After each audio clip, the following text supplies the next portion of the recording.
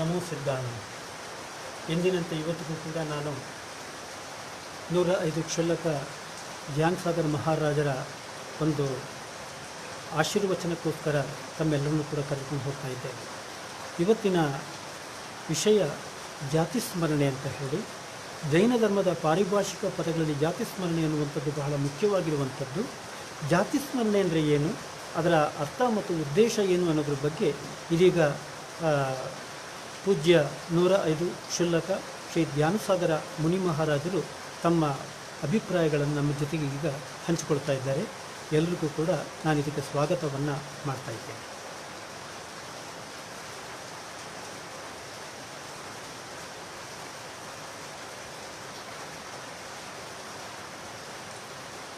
ओम नमः सिद्धेभ्यः। वड्डाराधने के इस मंगलकारी स्वाध्याय में सुकुमार स्वामी की प्रथम कथा के उपरांत द्वितीय कथा सुकौशल स्वामी की है। पद्म पुराण में समागत सुकौशल मुनिराज और वड्डाराधने में कथांतर्गत प्रस्तुत सुकौशल मुनिराज भिन्न है। कथा में समानता अवश्य है, लेकिन दो भिन्न भिन्न उपसर्ग विजेता हैं। इस कथा में अपन ने अभी वाचना के अंतर्गत सुना कि सुकौशल श्रेष्ठी को अपने पिता मुनि श्री सिद्धार्थ के समीप जाकर उनके उद्यान में विराजमान शांत रूप को देखकर, उनकी निर्वृत मुद्रा को देखकर, निकट से दर्शन करके, एक दर्शन तो उन्होंने अपने 7वें खंड से खिड़की झरोखे से किया था, जब वो आहार के लिए आए और फिर वहां से लौटकर निकल गए। पर अब निकट से स्पष्ट दर्शन करने पर उनके स्मृति मति ज्ञानावरण कर्म का क्षयोक्षम होता है, साथ में वीर्यांतराय का क्षयोक्षम भी रहता है, जाति स्मरण ज्ञान प्रकट होता है उनके दर्शन से, और साथ में अवधि ज्ञानावरण का भी क्षयोक्षम हो जाता है, तो देशावधि ज्ञान प्रकट हो जाता है। तो उनको जाति स्मरण से अपने भवों का, अपने पूर्व जन्मों का स्मरण हो जाता है। जाति नाम जन्म नाम स्मरणम जाति स्मरणम। जाति का अर्थ जन्म होता है, और जन्म से ही जो अभी आज व्यवहार में जिनको जाति कहते हैं उनका भी संबंध होता है। आचार्य पूज्यपाद स्वामी ने समाधि तंत्र ग्रंथ में लिखा है, जातिर्देहाश्रिता दृष्टा। जाति जो होती है वो देहाश्रित होती है। आचरण के आश्रित तो धर्म होता है, आत्मा के आश्रित तो रत्नत्रय होता है, लेकिन जाति शरीर आश्रित होती है। तो जब तक शरीर रहेगा तब तक वही जाति रहेगी, जाति परिवर्तित नहीं हो सकती।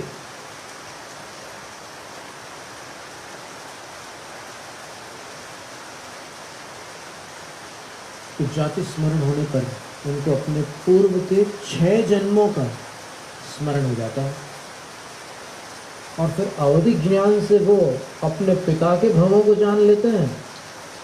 और अपनी जो वे माता थी, एक माँ, उनकी जो सगी माँ थी वो तो जयावती थी, लेकिन उनके पिता की और भी पत्नियां थी। तो उनमें जो श्रीकांता नाम की पत्नी थी, उनके भवांतरों को भी जान लेते हैं, और ये जान लेते हैं कि हम तीनों, यानी मैं, मेरे पिता सिद्धार्थ श्रेष्ठी अभी तो मुनिराज हैं, और फिर मेरी जो वे माता है श्रीकांता, ये तीनों भवांतरों से 6 जन्मों से संबंधी रहे हैं। हमने निदान करके मनुष्य भव से तिर्यंच पर्याय का निदान करके हाथी की पर्याय प्राप्त की। पिताजी मलय सुंदर हाथी बने, मैं पद्मावती हस्तिनी बना, और माता श्रीकांता जो माता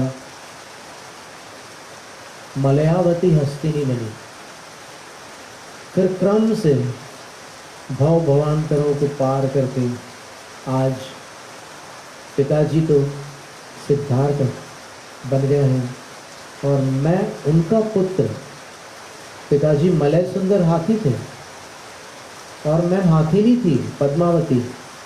तो ये संसार में संबंध ऐसे पलटते हैं जैसे नाटक में पात्र बदल जाते हैं। एक ही नायक कभी राजा बन जाता है, कभी रंक बन जाता है,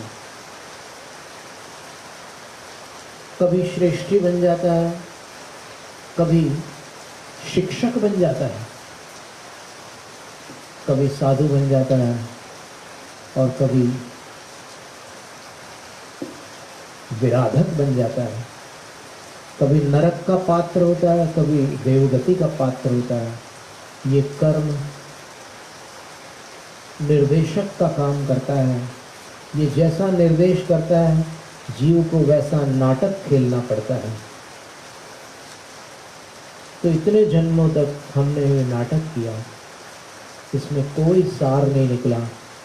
सार जिन शासन की शरण में आकर आत्मा का कल्याण करने में है। इसलिए अब मैं अपने पिताश्री निर्ग्रंथ मुनिराज को अपना दीक्षा गुरु स्वीकार करके संन्यास को स्वीकार करता हूँ और दीक्षा ले लेता। तो पहले पिता पुत्र थे, अब गुरु शिष्य हो जाते हैं। ये भी संबंध है। और जाति स्मरण के विषय में आगम का जो कथन है वो इस प्रकार है। जैसे सर्वार्थ सिद्ध में लिखा है कि सम्यक दर्शन 6 कारणों से प्राप्त होता है। उन 6 कारणों में एक है धर्म श्रवण, धर्म का उपदेश सुन लिया तो सम्यक दृष्टि बन गई। दूसरा है जिन बिंब दर्शन, जिनेंद्र भगवान की प्रतिमा के दर्शन किए तो उन प्रतिमा के दर्शन से भी कई जीवों का मिथ्यात्व नष्ट हो जाता है और वो सम्यक दृष्टि बन जाते हैं। और तीसरा कारण जाति स्मरण है। पूर्व भवों का स्मरण होने से यदि कहीं पर जिन शासन से संबंध रहा हो, सकारात्मक संबंध रहा हो, कभी कभी नकारात्मक संबंध होने पर भी जाति स्मरण द्वारा सद्बुद्धि आती है और सम्यक दर्शन होता है।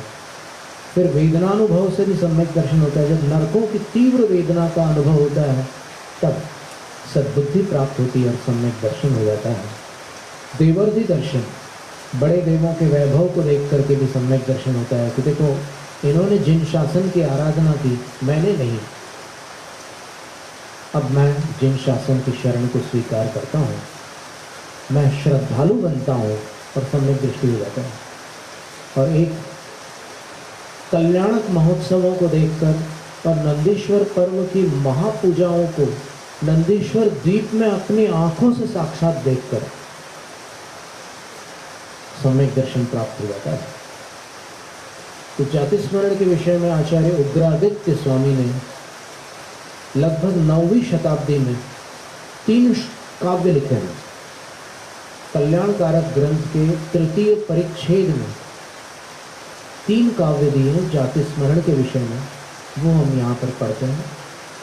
एवं हि जातस्य नरस्य कस्यचित् जाति स्मरत्वं भवतीह किंचन तस्माच्च तल्लक्षणमत्र सूच्यते जन्मांतरास्तित्व निरूपणायत।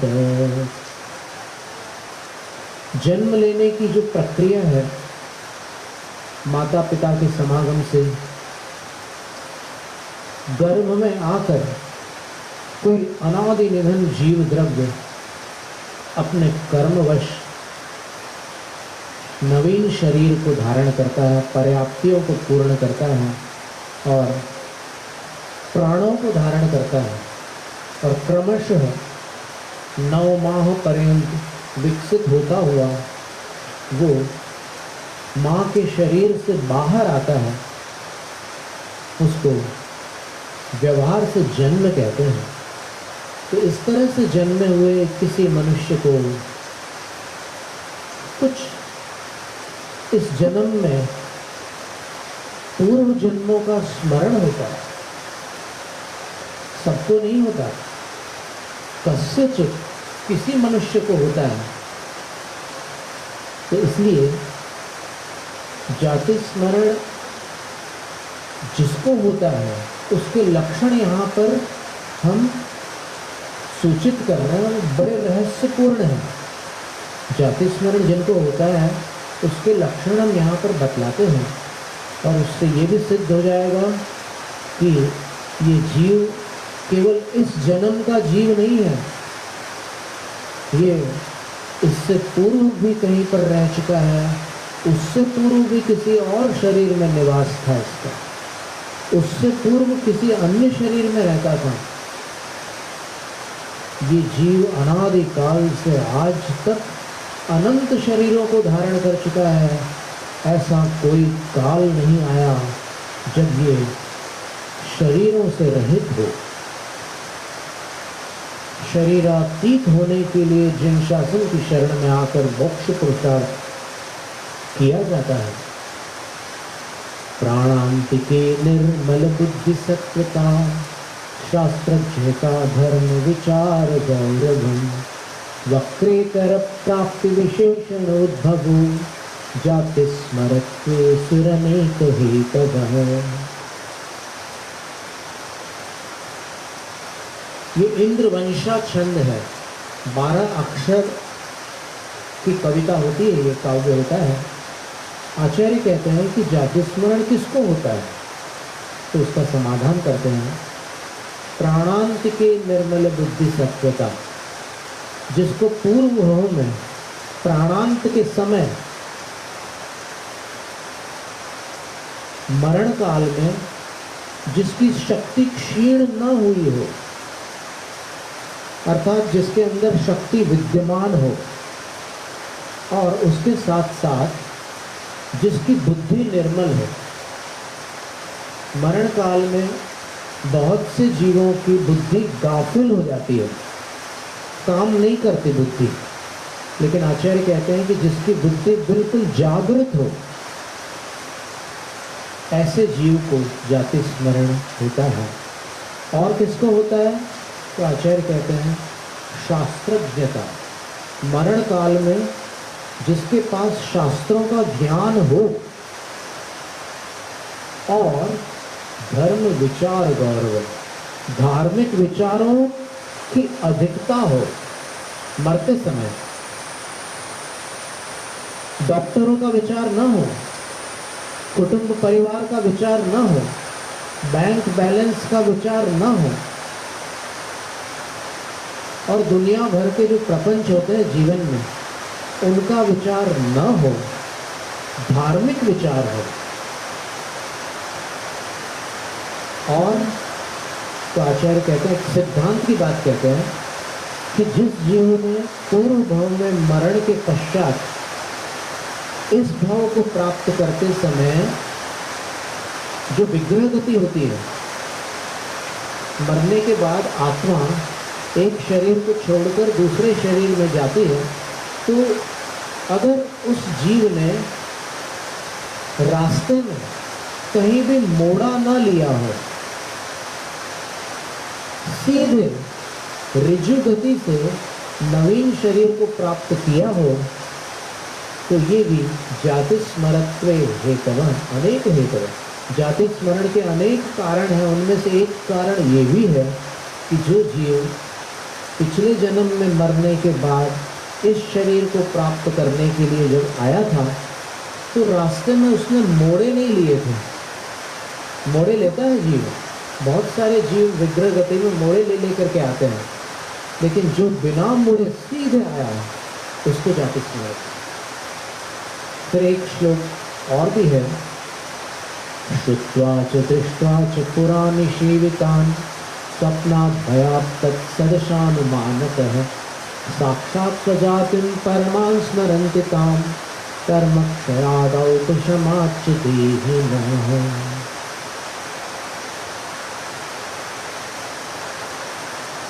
प्राणी के क्षयोक्षण से, देखो वो क्षयोक्षण कैसे होता है। मतिक ज्ञानावरण का एक भेद है स्मृति ज्ञानावरण, उसका क्षयोक्षण होना आवश्यक है, तब स्मृति काम करेगी। जैसे सुकौशल स्वामी को दीक्षा के पहले जाति स्मरण हो गया तो क्षयोक्षण से हुआ।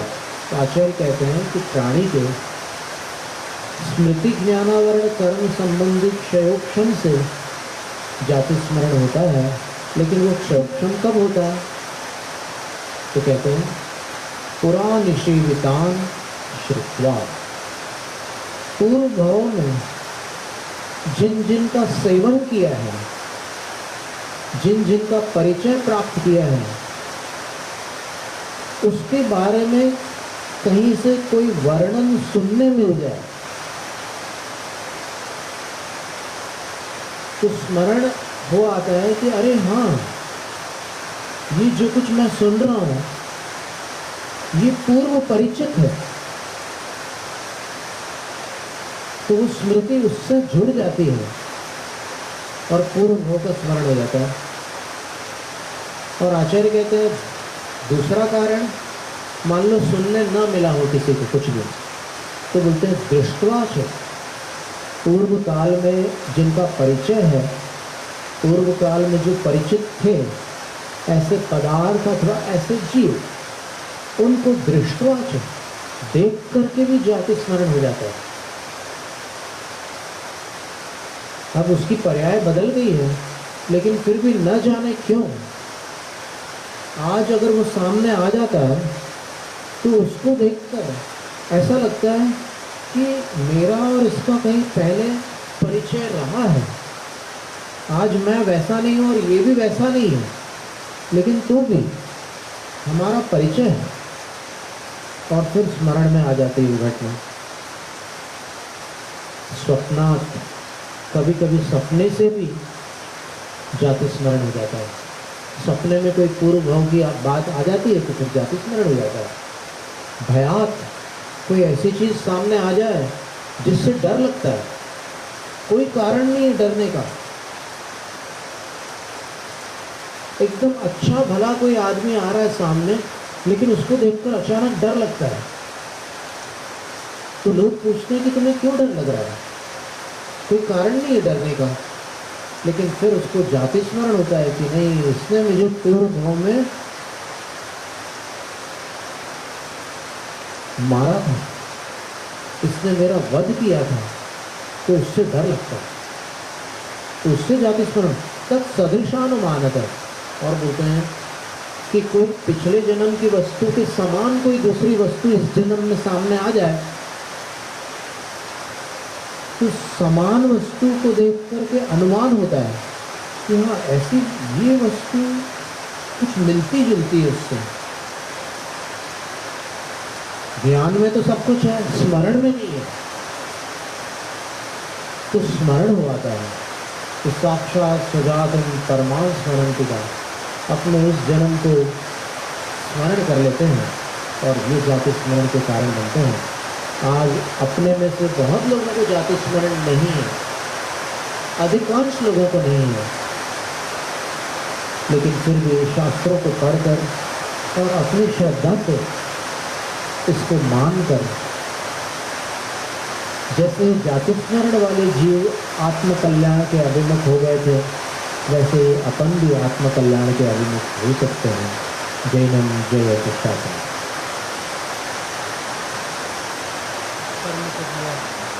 ಸ್ವಾಮಿ ಭದರು ಜಾತಿ ಸ್ಮರಣೆಯನ್ನು ಕುರಿತಂತೆ ಬಹಳ ಅಪೂರ್ವವಾದಂಥ ಕೆಲವು ಮಾಹಿತಿಗಳನ್ನು ನಮ್ಮ ಮುಂದೆ ನೀಡಿದ್ದಾರೆ. ಇನ್ನೊಂದು ವಿಷಯವನ್ನು ತೆಗೆದುಕೊಂಡು ನಾಳೆ ಪುನಃ ತಮ್ಮೆಲ್ಲರನ್ನು ಕೂಡ ನಾನು ಭೇಟಿಯಾಗ್ತಾ ಇದ್ದೇನೆ. ಎಲ್ಲರಿಗೂ ಕೂಡ ಜೈ ಜನ ಭದರು ನಮಸ್ಕಾರ.